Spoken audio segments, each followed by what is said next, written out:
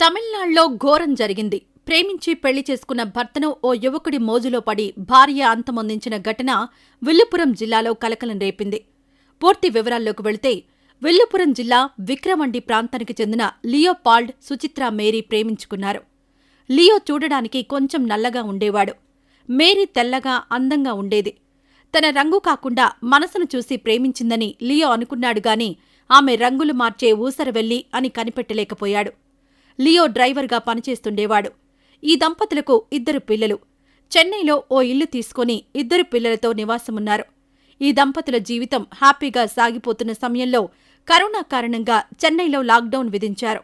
Lockdown కారణంగా driver అయిన లియోకు పని లేకుండా పోయింది. తమ వద్ద ఉన్న కొద్దో గొప్పో డబ్బుతో కొన్నాళ్లు చెన్నైలోనే ఉన్నప్పటికీ రాను రాను అద్దె కట్టడం, పిల్లలకు తిండి పెట్టడం కూడా ఈ దంపతులకు కష్టంగా మారింది. దీంతో చేసేదేమీ లేక మేరీని, పిల్లలను లియో సొంతూరికి తీసుకెళ్లిపోయాడు. లాక్డౌన్ ఎత్తేశాక లియో మళ్లీ పని వెతుక్కుంటూ భార్యా పిల్లలను సొంతూరులోనే వదిలేసి చెన్నైకి వెళ్లాడు. చెన్నైలో పని దొరకడంతో డబ్బు సంపాదించి ఇంటికి పంపుతూ భార్యా బిడ్డలను లియో సుఖంగా చూసుకుంటున్నాడు. కాని భార్యా పిల్లలను ఊర్లోనే ఉంచి రావడమే లియో చేసిన తప్పైపోయింది. ఆ ఊర్లోనే ఉండే రాకీ అనే యువకుడితో మేరీకి పరిచయం ఏర్పడింది. దూరంగా ఉన్న భర్తను మరింత దూరం చేసుకుని ఆ యువకుడికి మేరీ దగ్గరైంది. ఇద్దరి మధ్య వివాహితర సంబంధం ఏర్పడింది.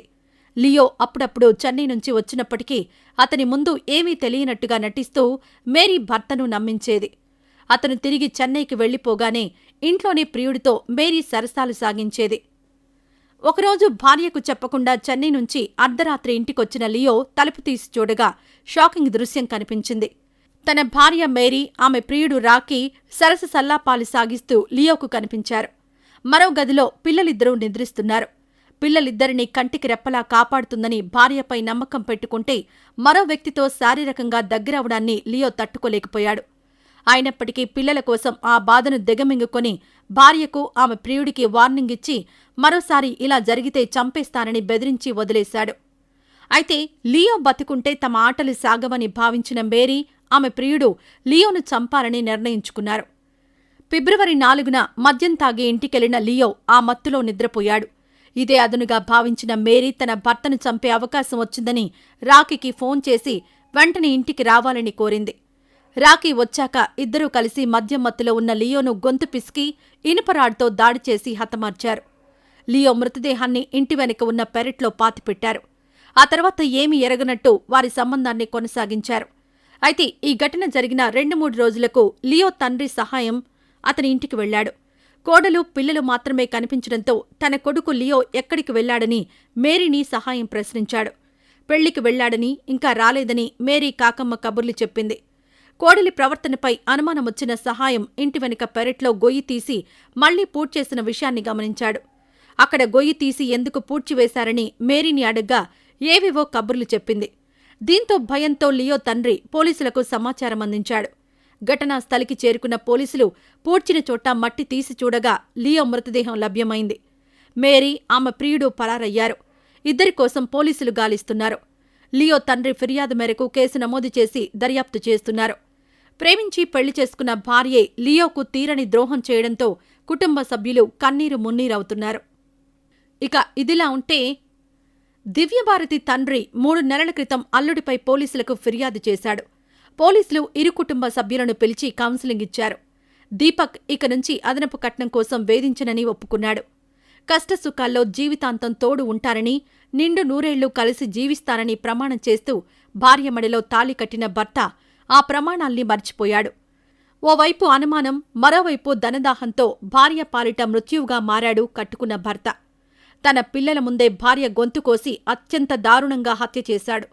ఈ దారుణ ఘటన హైదరాబాద్ నగర పరిధిలోని ఉప్పల్లో చోటు చేసుకుంది.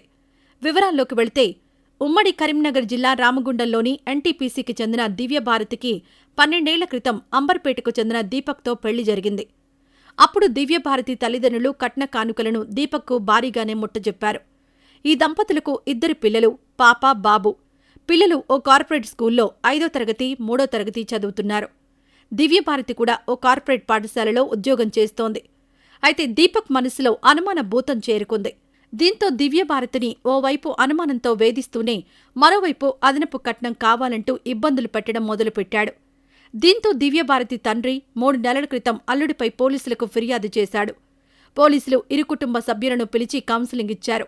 దీపక్ ఇక నుంచి అదనపు కట్నం కోసం వేధించనని ఒప్పుకున్నాడు. అయితే గత 10 రోజుల తర్వాత మళ్లీ దీపక్ మొదటికొచ్చాడు. దివ్యభారతిని వేధించడం మొదలుపెట్టాడు. గత కొన్ని రోజులుగా ఇంటికి దూరంగా ఉంటున్నాడు.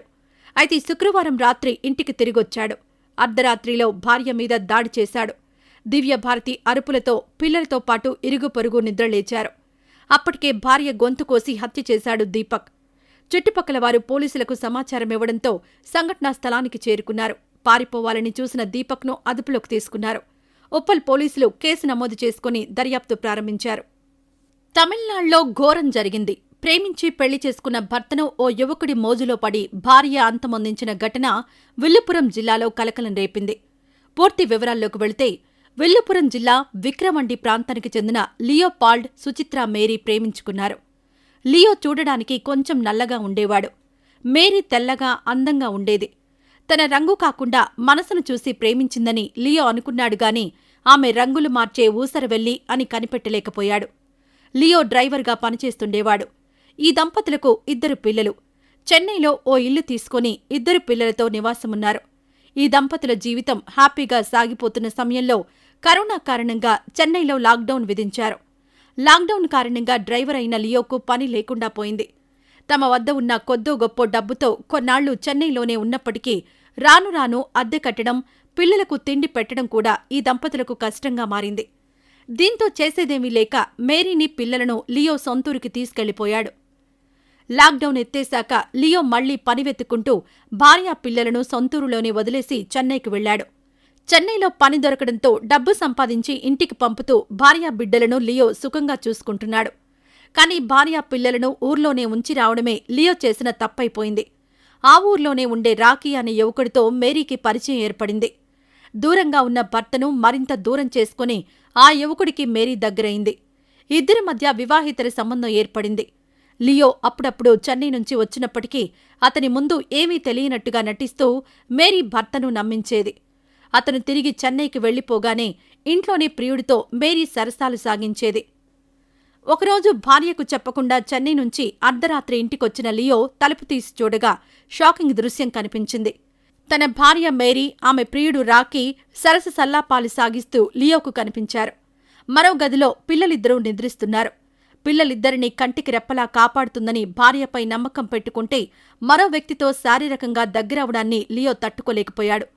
అయినప్పటికీ పిల్లల కోసం ఆ బాధను దిగమింగుకొని భార్యకు, ఆమె ప్రియుడికి వార్నింగ్ ఇచ్చి మరోసారి ఇలా జరిగితే చంపేస్తానని బెదిరించి వదిలేశాడు. అయితే లియో బతుకుంటే తమ ఆటలు సాగవని భావించిన మేరీ, ఆమె ప్రియుడు లియోను చంపాలని నిర్ణయించుకున్నారు. ఫిబ్రవరి